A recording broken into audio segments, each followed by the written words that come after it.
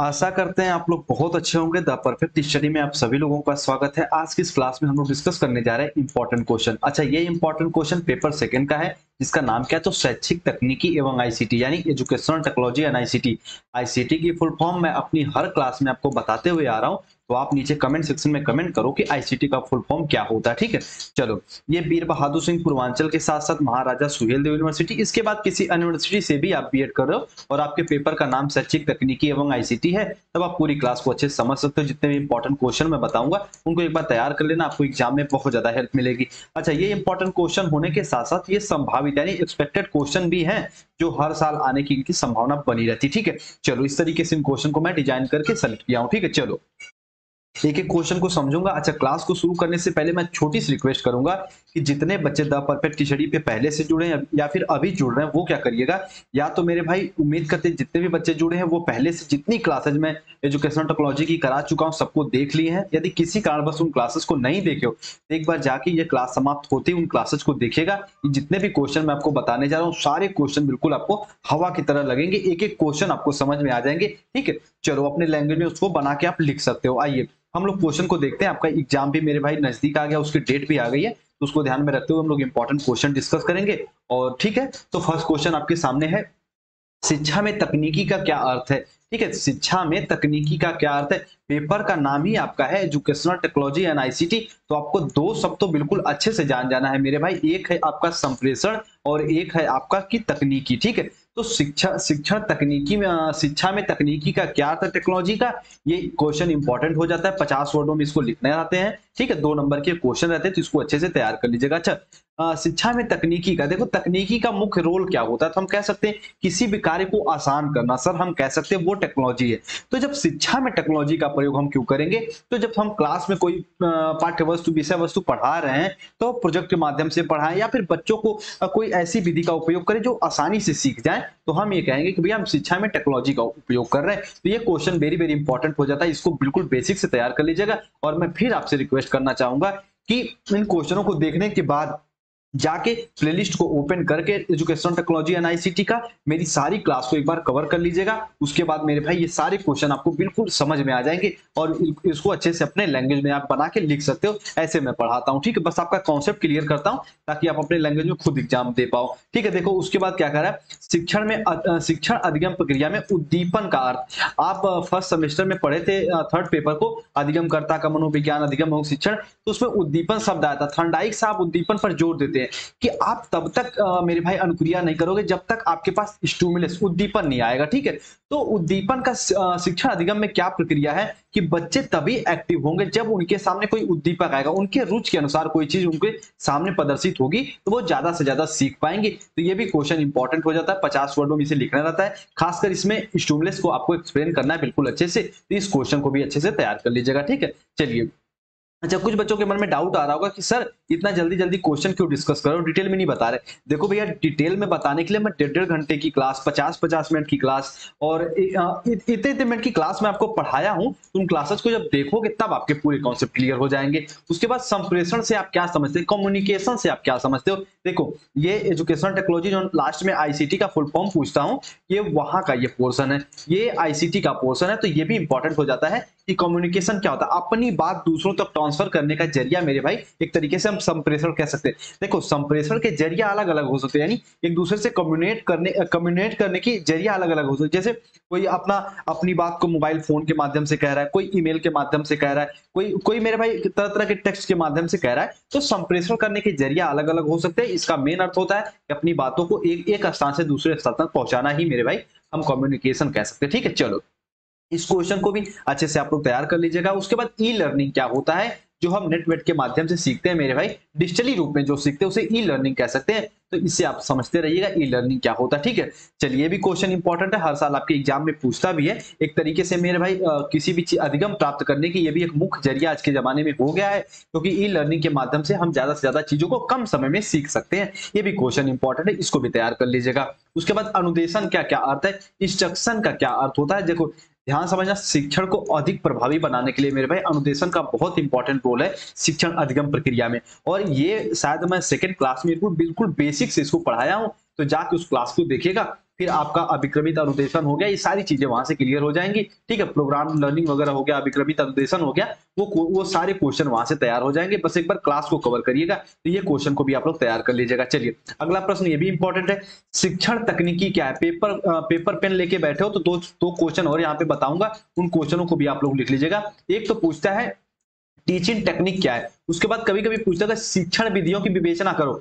और एक कभी कभी पूछ देगा शिक्षण व्यूह रचना यानी टीचिंग स्ट्रेटजी क्या होती है, इसको बताओ। तो दो क्वेश्चन और लिख लीजिएगा, एक मेरे भाई टीचिंग मेथड और एक टीचिंग स्ट्रेटजी यानी टीचिंग व्यू रचना और टीचिंग मेथड को भी पूछता है। अच्छा, टीचिंग टेक्निक क्या होती है, क्लास में पढ़ाते समय मेरे भाई जिस भी आप विधि का प्रयोग करो, जिस तरीके से बच्चों को पढ़ा रहे हो, जिस विषय वस्तु से बच्चों को पढ़ा रहे हो, जिस माध्यम से, उसको हम टीचिंग टेक्निक कह सकते हैं कि बच्चों को कम से कम समय में ज्यादा चीजों को सिखा सको। ये टेक्निक का मुख्य उद्देश्य होता है, शिक्षण में तकनीकी का मुख्य उद्देश्य होता है। इस क्वेश्चन को भी बिल्कुल बेसिक से आप लोग तैयार करिए लीजिएगा। ठीक है, चलिए भाषा प्रयोगशाला क्या होता है, बच्चों के प्रोनाउंसिएशन को, बच्चों के मेरे भाई वाक शैली को, बच्चों को जो अंदर भाषा को लेकर हिचकिचाहट है, किसी नई लैंग्वेज को लेके हिचकिचाहट है, तो उसको दूर करने के लिए हम लैंग्वेज लेबोरेटरी का प्रयोग करते हैं। एक तरीके से बच्चे इसमें अपनी जो भी भाषा है बोल के रिकॉर्ड कर लेते हैं, फिर बाद में सुन के उसमें सुधार करते हैं, और तरह तरह की नई लैंग्वेज को सीखने के लिए भी हम लैंग्वेज लेबोरेटरी का प्रयोग करते हैं। तो ये भी क्वेश्चन वेरी वेरी इंपॉर्टेंट है, इसको भी तैयार करिए लीजिएगा। ठीक है,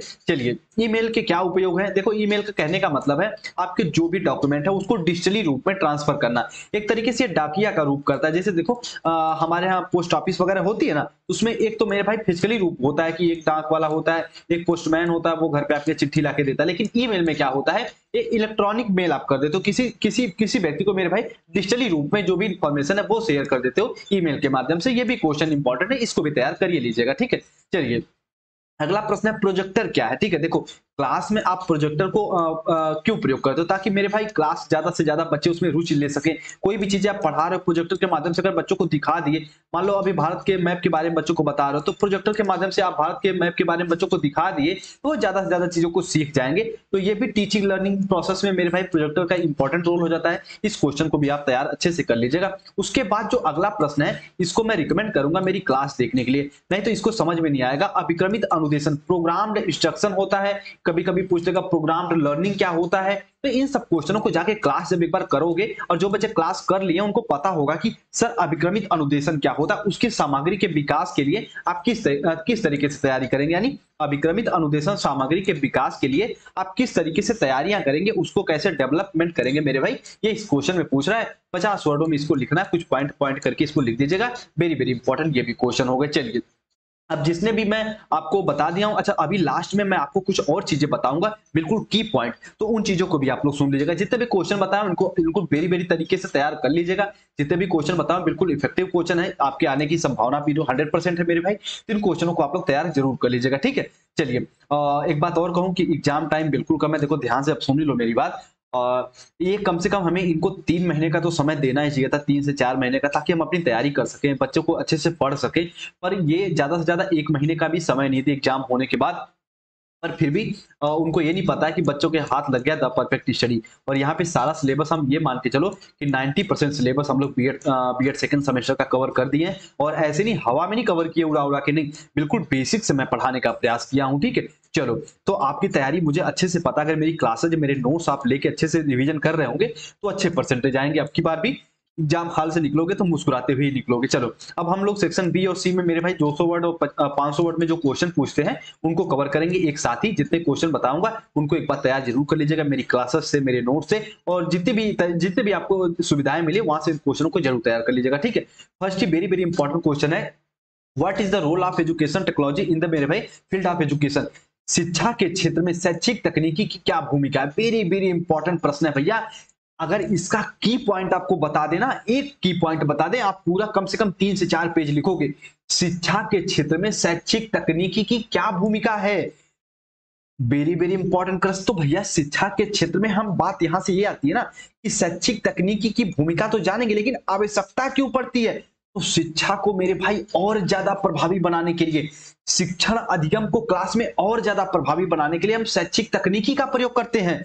ये इसका इसीलिए मेरे भाई इंपॉर्टेंस रोल हो जाता है शैक्षिक तकनीकी का शिक्षा के क्षेत्र में, ताकि हम कम से कम समय में ज्यादा से ज्यादा बच्चों को सिखा सकें। अभी ध्यान समझना, ये हम शैक्षिक तकनीकी का ही तो प्रयोग कर रहे हैं। आपको डिजिटली रूप में मैं ऐसे अगर देखो ये डिक्शनरी रूप नहीं होता, शैक्षिक तकनीकी का हम लोग प्रयोग ना करते, तो मैं एक एक क्वेश्चन को लिख के बताता, what is the role of education, ये व्हाइट बोर्ड या ब्लैक बोर्ड पे मैं लिखता, फिर हिंदी में ट्रांसलेट करता, फिर आपको समझाता। तो ये ज्यादा समय लग जाते कि नहीं लग जाते? अब आपको पता है आपका एग्जाम भी मेरे भाई नजदीक है, ज्यादा ज्यादा चीजों को मैं सिखा रहा हूँ। तो शिक्षा के क्षेत्र में शैक्षिक तकनीकी का इंपॉर्टेंट रोल ये है, सबसे फर्स्ट ये रोल है कि हम कम से कम समय में ज्यादा से ज्यादा बेहतर गुणवत्तापूर्ण चीजों को सीख सकते हैं। ये भी इसका इंपॉर्टेंस रोल है। और मेरे भाई इसको अच्छे से तैयार कर लीजिएगा। ये 200 वर्ड में ये क्वेश्चन पूछते हैं, तो इसको बेरी बेरी तरीके से बेरी बेरी अच्छे से तैयार कर लीजिएगा। ये कहने का साफ साफ मतलब है। उसके बाद अगला क्वेश्चन है, what do you mean by micro teaching? Micro teaching, simulation teaching, कि मेरे भाई इस पे बिल्कुल बेसिक से मैं आपको क्लास दिया हूं, तो प्लेलिस्ट में वो क्लास मिल जाएगी। एक बार मैं थोड़ा सा इसको बताने का प्रयास करूंगा। देखो, सूक्ष्म शिक्षण से आप क्या समझते हो, इसके महत्व को स्पष्ट कीजिए, इसके इंपॉर्टेंस को आप बताओ। देखो ध्यान समझना, माइक्रो टीचिंग से आप क्या समझते हो ये तो पूछेगा, लेकिन कभी कभी माइक्रो टीचिंग के मेरे भाई स्टेप को पूछ लेगा कि माइक्रो टीचिंग के स्टेप को बताओ, कितने चरण में, कितने सोपान में कंप्लीट होता है। अगर आपके एग्जाम में सोपान पूछ दे तो कंफ्यूज मत होना। सोपान का मतलब होता है स्टेप, सीढ़ी दर सीढ़ी का मतलब कितने कितने स्टेप में जाके कंप्लीट हो जाता है। तो हमको पता है जो माइक्रो टीचिंग है मेनली मेरे भाई 6 स्टेप पे कंप्लीट हो जाता है। टोटल समय इसमें कितने लगते हैं, क्लास में इसका ड्यूरेशन कितना होता है, तो 36 मिनट का होता है। 6 मिनट पे इसको हम बांट के कंप्लीट कराते हैं। अच्छा, ये 6 सोपान में तो कंप्लीट होता है, लेकिन कौन कौन से, तो ध्यान से सुनना। अगर अगर मेरे भाई पेपर कॉपी लेके बैठे हो तो ध्यान, पेपर पेन लेके बैठो, ध्यान सुनना। सूक्ष्म शिक्षण में कितने सोपान होते हैं? सबसे पहले योजना बनाते हो, सबसे पहले प्लान बनाते हो, उसके बाद पढ़ाना प्रारंभ करते हो। यानी एक बार प्लान, फिर टीच, उसके बाद प्रतिपुष्टि यानी फीडबैक प्राप्त करते हो। पहले बच्चों को प्लान बना लिए क्या क्या पढ़ाना है, उसके बाद पढ़ा दिए, फिर बच्चों का फीडबैक लोगे, या फिर जो आपके एग्जामिनर वगैरह बैठे हैं, आपके टीचर वगैरह पीछे बैठे हैं, वो बताएंगे बच्चे आपने कहाँ कहाँ गलतियां की हैं, तो री फीडबैक मिल जाएगा। उसके बाद पुनर्योजना, रीप्लान करोगे, जो भी फीडबैक मिला, जो भी कमियां है, फिर एक तरीके से रीप्लान करोगे। फिर पुनर्पाठन यानी रीटीच, रीप्लान के बाद रीटीच आएगा, यानी फिर से पढ़ाओगे, उसके बाद रीफीडबैक। तो ये 6 चरण होते हैं। उम्मीद करते एक बार हिंदी में बताना चाहूंगा। सबसे पहले योजना बनाओगे, फिर पढ़ाओगे, फिर आपको फीडबैक मिलेगा। पहले योजना पढ़ाओगे, फीडबैक मिलेगा, फिर मेरे भाई आप पुनर्योजना बनाओगे, फिर योजना बनाओगे, उसके बाद फिर पढ़ाओगे, फिर आपको फीड मिलेगा। 6 चरणों में ये कंप्लीट होता है। टोटल 36 मिनट इसमें टाइम लगते हैं। और ये क्या होता है, एक तरीके से ट्रेनिंग होती है। आप एक तरीके से मेन कक्षा में जाने से पहले, रियल कक्षा में जाने से पहले भैया, आप जो कुछ भी मेरे भाई एक तरीके से कृत्रिम क्लास में एक तरीके से अपने सहपाठियों के साथ जो कुछ भी प्रैक्टिस करते हो, वो माइक्रो टीचिंग के अंतर्गत आएगा। इसका इंपॉर्टेंस ये होता है कि हम अपने शिक्षण, मेरे भाई शिक्षण कौशल को ज्यादा से ज्यादा विकसित कर सकते हैं। तो ये क्वेश्चन वेरी वेरी इंपॉर्टेंट है, इसको भी तैयार करिए लीजिएगा, ठीक है। चलिए अगले प्रश्न को देखो। अगला प्रश्न वेरी वेरी इंपॉर्टेंट है। अनुदेशन तकनीकी की अवधारणा एवं विशेषताओं को मेरे भाई की विशेषताएं बतलाइए। क्या होते हैं instructional technology? Very very important question है। अनुदेशन तकनीकी, इसमें जितने भी शिक्षण सिद्धांत हैं, शिक्षक के व्यवहार है मेरे भाई, एक तरीके से आप किस विषय वस्तु को पढ़ाने जा रहे हो, वो सब अनुदेशन तकनीकी, इंस्ट्रक्शनल टेक्नोलॉजी के अंतर्गत आएंगे। इसको भी बिल्कुल मैं बेसिक से अपने क्लास में पढ़ाया हूं और मेरे नोट्स में ये सारी चीजें मेंशन है, तो इस क्वेश्चन को भी वहां से तैयार कर लीजिएगा। अच्छा ठीक है, चलो ये क्वेश्चन बताने के पीछे रीजन इतना है कि भैया को आइडिया लग जाए कि क्वेश्चन किस टाइप के आते हैं, और आप नोट से उन क्वेश्चनों को निकाल के अपने हिसाब से पढ़ सकते हो, ठीक है। चलिए इस क्वेश्चन को भी तैयार कर लीजिएगा। ये 200 वर्ड्स में पूछता है। उसके बाद अभिक्रमित अनुदेशन के प्रमुख सिद्धांतों पर प्रकाश डालिए। यानी जो मेरे भाई आपके प्रोग्राम्ड इंस्ट्रक्शन है ना, उसके कौन कौन से मेन प्रिंसिपल्स हैं, उस पर आप प्रकाश डालो। एक तरीके से इसको मैं पढ़ाया हूं, तो जाके उन क्लास को देखेगा कि क्या होते हैं अभिक्रमित अनुदेशन और इसके कौन कौन से मेरे भाई प्रिंसिपल होते हैं। उन क्लास को देखोगे तो सारा कॉन्सेप्ट क्लियर हो जाएगा और ये आपके क्वेश्चन भी तैयार हो जाएंगे। उसके बाद ये 500 वर्डों का क्वेश्चन है भैया अगला, इसको तो बेरी बेरी तरीके से तैयार करिएगा, बेरी बेरी अच्छे से तैयार करिएगा। साफ साफ कहने का मतलब है, क्या कह रहा है, describe the usages and characteristics of educational technology. शैक्षिक प्रौद्योगिकी की उपयोगिता एवं विशेषताओं का वर्णन करो। शैक्षिक प्रौद्योगिकी, एजुकेशनल टेक्नोलॉजी की उपयोगिता, अभी ऊपर भी चीजें हमने पढ़े 500 वर्ड में, इसकी विशेषताओं को बिल्कुल अच्छे से फर्स्ट या सेकंड क्लास में ही मैं इसको पढ़ाया हूं कि शैक्षिक प्रौद्योगिकी, एजुकेशनल टेक्नोलॉजी क्या होती है। आखिर क्लास में हम एजुकेशनल टेक्नोलॉजी का प्रयोग क्यों करते हैं, तकनीकी का प्रयोग क्यों करते हैं, इस सब चीजों को मैं बताया हूं। इसकी उपयोगिता, इसके इंपॉर्टेंस, इससे कैरेक्टरिस्टिक्स को, इसके मेरिट डिमेरिट को, सारी चीजों को डिस्कस किया हूं। वहां से जाके इस क्वेश्चन को भी रिक्वेस्ट करना चाहेंगे, आप तैयार जरूर कर लीजिएगा, ठीक है। एग्जाम आपका नजदीक है, समय कम मिला है, तो थोड़ा सा अब मेरे भाई अपने बीएड पे फोकस करिए, अच्छे परसेंटेज लेके आइए, ये मेरी भैया आपसे रिक्वेस्ट है, ठीक है। चलो उसके बाद अगला भी क्वेश्चन है, उपग्रह दूरदर्शन के प्रयोग के महत्व उद्देश्य लिखो। देखो ध्यान सुनिएगा, उपग्रह दूरदर्शन के प्रयोग ये शिक्षा के क्षेत्र में पूछ रहा है। जो एडुसेट वगैरह हो गए कि भैया मान लो कोई यहाँ पे ब्रिटेन या फिर अमेरिका का अध्यापक है, इंडिया में कोई स्टूडेंट है, उसको पढ़ा रहे हैं, तो भैया उपग्रह की सैटेलाइट के माध्यम से ही तो पढ़ा रहे हैं, एडुसेट वगैरह के माध्यम से पढ़ा रहे हैं। तो ये जो सैटेलाइट है एडुसेट, तो इसके माध्यम से मेरे भाई आप ज्यादा दूर से बैठे किसी चीज को आसानी से सीख सकते हो। इसका भी मेन इंपॉर्टेंस हो जाता है, इसको अपने लैंग्वेज में आप अच्छे से लिख लीजिएगा, ये भी क्वेश्चन इंपॉर्टेंट हो जाते हैं। ठीक है, चलो अभी मैं कुछ चीजें और बताऊंगा। उसके बाद देखो जो अगला क्वेश्चन वेरी वेरी इंपॉर्टेंट है मेरे भाई, ध्यान सुना। What do you understand by teaching model? Teaching model से आप क्या समझते हो? देखो अभी ये क्लास तो मैं कल मॉर्निंग में इसको पढ़ा दूंगा कि शिक्षा कल मॉर्निंग इवनिंग में पढ़ा दूंगा, ठीक है, कि शिक्षण प्रतिमान क्या होते हैं, इसको मैं पढ़ा ही दूंगा। ठीक है, कि शिक्षण प्रतिमान से आप क्या समझते हो, उसके बाद इसकी उपयोगिता पर प्रकाश डालिए। देखो भैया शिक्षण प्रतिमान अभी मैं आपको समझाई दूं, पहले समझाता हूं कि प्रतिमान क्या होते हैं, मॉडल क्या होते हैं, ध्यान से समझिएगा। देखो मॉडल वो होते हैं ना, कह सकते कि अगर कोई एक मेन लीड रोल में कोई कार्य कर रहा है, उसका आप यदि नकल कर रहे हो तो हम कह सकते हैं आप एक मॉडल हो। ध्यान सुनिएगा मेरे भाई, मॉडल का दूसरे अर्थों में हम ये कह सकते हैं, किसी मान लो ये वस्तु ए है, ये ए है, ये वास्तविक रूप में ए है, इसका मैं एक मेरे भाई फोटोकॉपी निकाल दिया और ये ए है, तो हम कह सकते हैं ये मॉडल रूप है इसका। ठीक है, इसका एक नकली रूप है, वास्तविक रूप नहीं है, बिल्कुल इसके जैसा ही है, इसे ही हम प्रतिमान कहते हैं। तो शिक्षण प्रतिमान क्या होते हैं, बात अभी आती है कि सर जी शिक्षण प्रतिमान क्या होते हैं, इसे बताइए। ठीक है, तो आइए पहले शिक्षण प्रतिमान को मैं बताता हूं भैया कि शिक्षण प्रतिमान क्या होते हैं। तो ध्यान समझिएगा कि शिक्षण प्रतिमान क्या होते हैं, टीचिंग मॉडल क्या होता है। तो देखो ध्यान समझिएगा, जब आप क्लास में पढ़ाने जाते हो तरह तरह के शिक्षण सिद्धांत का डेवलपमेंट करते हो, बालक को रुचियों के अनुसार पढ़ाओगे, तरह तरह के मेरे भाई की शिक्षण सूत्रों के माध्यम से बच्चों को पढ़ाने का प्रयास करते हो, ज्ञात से अज्ञात जाने का प्रयास करते हो, बच्चों को मेरे भाई आप सूक्ष्म से स्थूल से सूक्ष्म की ओर, सूक्ष्म से स्थूल की ओर, तरह तरह के विषय वस्तु की प्रकृति के अनुसार बच्चों को पढ़ाने का प्रयास करते हो। ठीक है, तो इसी प्रकार कब बच्चों को हम आगमन विधि से, कब निगमन विधि से, कब ह्यूरिस्टिक विधि से, तो तरह तरह के आप शिक्षण विधियों का आप प्रयोग करते हो, शिक्षण सिद्धांतों का प्रयोग करते हो। तो इन शिक्षण सिद्धांतों का मेरे भाई डेवलपमेंट करने से पहले आप कॉन्सेप्ट डेवलप करते हो कि अगर मैं क्लास में, ध्यान समझिएगा बहुत इंपॉर्टेंट बातें बता रहा हूं, अगर क्या मैं क्लास में व्याख्यान विधि का प्रयोग से बच्चों को पढ़ाऊंगा तो पता नहीं बच्चे सीख पाएंगे कि नहीं सीख पाएंगे।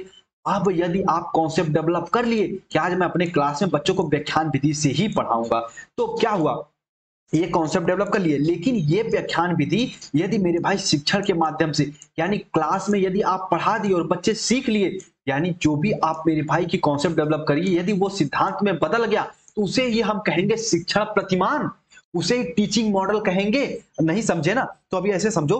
देखो जब आप मेरे भाई कोई कॉन्सेप्ट डेवलप करते हो, कोई हाइपोथेसिस कॉन्सेप्ट डेवलप करते हो, किसी प्रकार के मेरे भाई आप एक तरीके से सिद्धांत का डेवलपमेंट करते हो, यदि वो शिक्षण के माध्यम से उसकी पुष्टि हो जाती है तो वो लास्ट में शिक्षण प्रतिमान बन जाते हैं, टीचिंग मॉडल बन जाते हैं और एक तरीके से आपके डेली रूटीन का हिस्सा बन जाते हैं और आप डेली उसी के तरीके से पढ़ाते हो और वही शिक्षण प्रतिमान हो जाते हैं। और मेरे भाई इससे आप क्या समझते हो, इसकी उपयोगिता पर प्रकाश डालो, तो हम कह सकते हैं फर्स्ट पॉइंट ही लिखेगा कि शिक्षण प्रतिमानों की मेरे भाई उपयोगिता में ये लिख दीजिएगा कि इसकी सहायता से, यानी शिक्षण प्रतिमानों की सहायता से हम शिक्षण और अधिगम की प्रक्रिया को ज्यादा से ज्यादा प्रभावी बना सकते हैं और इसमें बच्चे ज्यादा से ज्यादा आसानी से सीख सकते हैं। फर्स्ट पॉइंट को शुरू करते हुए आगे बढ़िएगा, अभी मैं इसको और पढ़ाऊंगा तो सारे कॉन्सेप्ट और क्लियर हो जाएंगे, इसके इंपॉर्टेंस, इसके कैरेक्टरिस्टिक्स को मैं जल्दी पढ़ाने वाला हूं। ठीक है, चलो उसके बाद अगला क्वेश्चन है शिक्षण स्तरों की उपयोगिता को बताइए। 200 वर्डों में पूछता है यहाँ पे। अगर देखो ध्यान समझिएगा क्वेश्चन को लिखते कैसे हैं, अगर ये सिर्फ इतना पूछ दिया कि शिक्षण की उपयोगिता एवं महत्व बताइए, तो ये नहीं कि उपयोगिता और महत्व बताओगे, नहीं, पहले आप भूमिका तो बनाओगे कि शिक्षण स्तर मेरे भाई कितने प्रकार के होते हैं। तो आप कह सकते हो कि शिक्षण स्तर कितने प्रकार के होते हैं, तो आपको पता है भैया स्मृति स्तर हो गया, बोध स्तर हो गया, चिंतन स्तर हो गया। तो इस तरीके से और इसके उपयोग, इसके महत्व, क्लास में अगर इन तीनों को मेरे भाई आप एक तरीके से इनका अनुप्रयोग करते हुए बच्चों को पढ़ा रहे हो तो ज्यादा ज्यादा ये प्रभावी होंगे और इनके उपयोग, इनके महत्व को भी लिखेगा। और उसके साथ साथ शिक्षण की अवस्थाओं ये भी मैं पढ़ाया हूँ, अगले अलग से इसकी क्लास पढ़ाया हूँ, इस क्वेश्चन को भी तैयार कर लिएगा जिसपे स्टार लगा के रखा हूँ। ठीक है, चलिए आगे अगले प्रश्न पे, टेप रिकॉर्डर के महत्व एवं विशेषताओं का वर्णन करो। टेप रिकॉर्डर हो गया, रेडियो हो गया, इन सब चीजों को बारे में आप लोग थोड़ा थोड़ा मेरे भाई जानते रहिएगा और ये आपके एग्जाम में पूछते भी है, ठीक है। टेप रिकॉर्डर, रेडियो और उसके बाद तरह तरह की जितने भी मेरे भाई यहाँ पे आईसीटी वाला प्लेटफॉर्म है। कंप्यूटर के बारे में क्या जानते हो, कंप्यूटर की विशेषता बताओ, एक अच्छे कंप्यूटर मेरे भाई की उसकी विशेषता बताओ। तो इन सब क्वेश्चनों को अपने बेस पे तैयार कर लीजिएगा, ठीक है। चलो अगले प्रश्न को देखो, ये भी वेरी वेरी इंपॉर्टेंट प्रश्न है, इसको मैं रिकमेंड करना चाहूंगा, मेरी क्लास जाके देखिएगा, वहां से ये क्वेश्चन आपका क्लियर होगा कि अभिक्रमित अनुदेशन के बुनियादी नियम क्या हैं, इसके कॉन्सेप्ट क्या हैं, शिक्षक एवं छात्रों की दृष्टि से अभिक्रमित अनुदेशन के लाभों की विवेचना करो। 500 वर्डों में ये पूछता है मेरे भाई, कभी कभी 200 वर्डों में पूछ लेता है। तो ये मेरे जब अभिक्रमित प्रोग्राम इंस्ट्रक्शन वाले क्लास को देखोगे तो यहाँ से सारी चीजें क्लियर हो जाएंगी, जाके उनको देखिएगा। ये क्वेश्चन भी वेरी वेरी इंपॉर्टेंट है, इसको भी मेरे भाई स्टार लगा लीजिएगा, ठीक है। चलिए ये देखो आपके कॉमन टेस्ट, आपके कॉमन नॉलेज को, कॉमन सेंस को चेक कर रहा है ये क्वेश्चन। और ये क्वेश्चन पिछली बार पूछा भी था, इसको मैंने सेलेक्ट भी किया कि कंप्यूटर के प्रयोग की, कंप्यूटर का प्रयोग कीजिए एवं शिक्षक को अलविदा कीजिए। एक तरीके से ये कथन हो गया, ठीक है। तो इस कथन पे मेरे भाई इसके गुण और इसके दोषों की विवेचना करो। देखो इसको ऐसे बताऊंगा ना, आप पूरा कम से कम 5 से 6 पेज लिख पाओगे।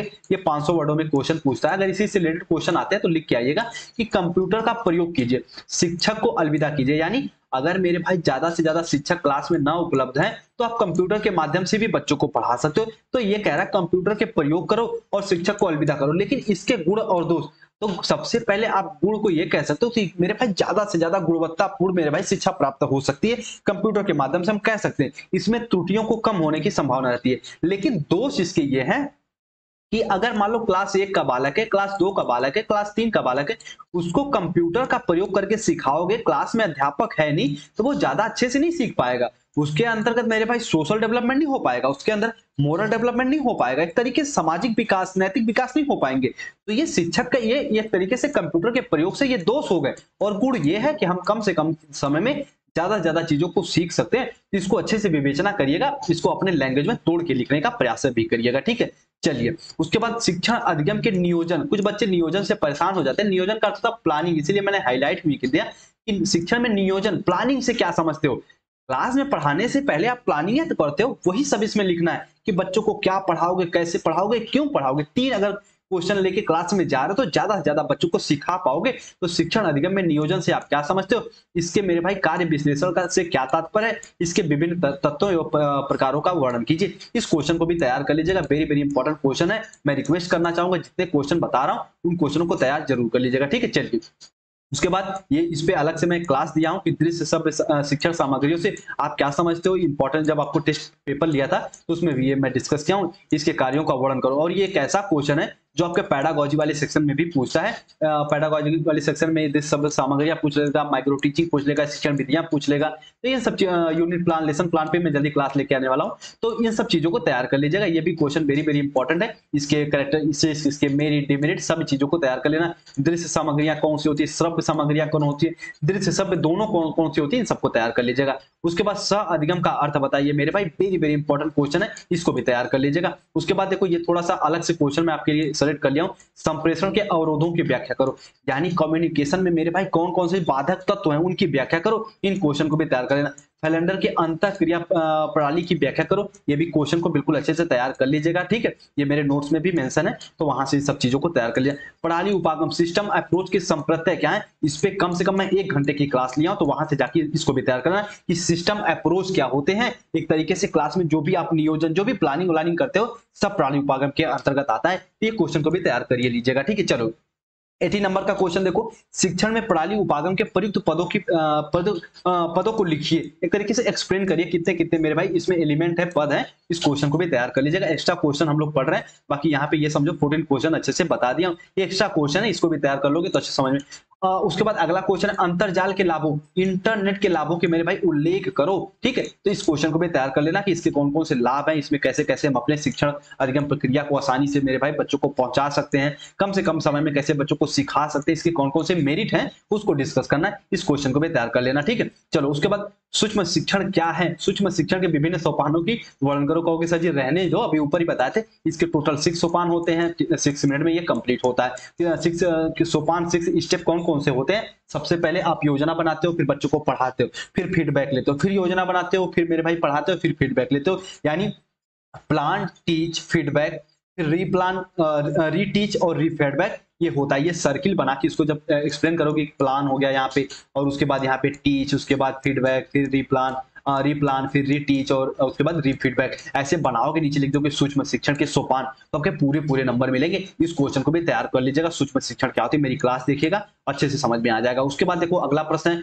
कंप्यूटर आधारित शिक्षण की कमियां को लिखिए। ये मैं बताया कि इसमें बच्चों का मोरल डेवलपमेंट नहीं हो पाता, इसमें बच्चों का सामाजिक विकास नहीं होता, एक दूसरे से वो हेल्पिंग नेचर के नहीं हो पाते। इन सब चीजों को समझ लेना। ये क्वेश्चन रिपीट हुआ है, देखो अंतरजाल के क्या क्या लाभ है, इंटरनेट के क्या लाभ वगैरह है, इस क्वेश्चन को भी तैयार कर लीजिएगा। वेरी वेरी इंपॉर्टेंट प्रश्न है। अब एक्स्ट्रा क्वेश्चन में कुछ चीजें समझ लो, इसको हाईलाइट इसलिए क्योंकि भैया मैं रिक्वेस्ट करना चाहूंगा, मेरी क्लासेस को जरूर देखिएगा, ये क्वेश्चन दोनों वहां से क्लियर हो जाएंगे कि व्यक्तिगत अनुदेशन प्रणाली 1 घंटे का लेक्चर है। पर्सनलाइज्ड इंस्ट्रक्शन सिस्टम क्या होते हैं, इसको भी समझ लेना मेरे भाई। पीआईएस या फिर पीएसआई क्या होते हैं, इसको अच्छे से तैयार कर लीजिएगा। इसमें कहते हैं ना, एक शिक्षक, आपको क्लास में जो बच्चे होंगे उनको पता होगा, सर ने बताया था, एक शिक्षक एक छात्र, ये होता है व्यक्तिगत अनुदेशन प्रणाली। अब ये अनुपात वही समझ पाएंगे जो मेरी क्लास लिए होंगे, तो जाके क्लास देखो और आप भी समझो। उसके बाद रेखीय व साखी अभिक्रम में अंतर क्या होते हैं मेरे भाई, लीनियर और ब्रांचिंग में क्या अंतर होते हैं, ध्यान समझना इसको मेरे भाई। देखो अब क्लास को जाके देखोगे ना, तो बेसिक से सारा कॉन्सेप्ट क्लियर होगा